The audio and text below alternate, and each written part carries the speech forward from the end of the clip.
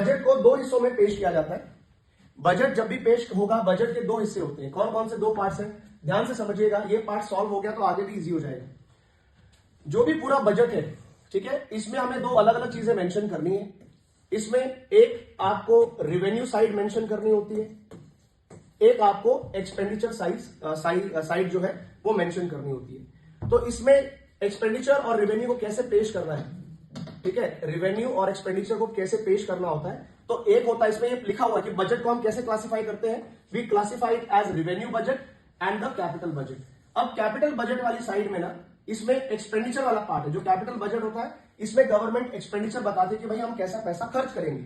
और इसमें भी कैपिटल वाली साइड में आप देखोगे ना, तो इसमें आपको बताया जाएगा, जैसे रेवेन्यू बजट वाला साइड है, ठीक है, इसको ध्यान से देखिएगा। जो रेवेन्यू बजट है, इसके अंदर गवर्नमेंट का क्या होगा, रूटीन का नॉर्मल पैसा कहां आएगा, कहां से पैसा आएगा, रूटीन का जो है, और कहां सरकार पैसा खर्च करेगी। मतलब डे टू डे टाइम में रोजमर्रा का जो खर्चा है, सैलरी देनी है, पेंशन देनी है, नॉर्मल टैक्स का पैसा आ रहा है, ये जो एवरीडे आने वाली चीज है ना, वो रेवेन्यू बजट में आप कवर करते हैं। कैपिटल बजट आपको बताता है लॉन्ग टर्म, कि सरकार जो है लॉन्ग टर्म में कहां से पैसा कमाएगी या लॉन्ग टर्म में किसके ऊपर खर्चा करेगी। समझ रहे फर्क। रेवेन्यू बजट का मतलब रोजमर्रा का रूटीन का खर्चा, रूटीन की कमाई।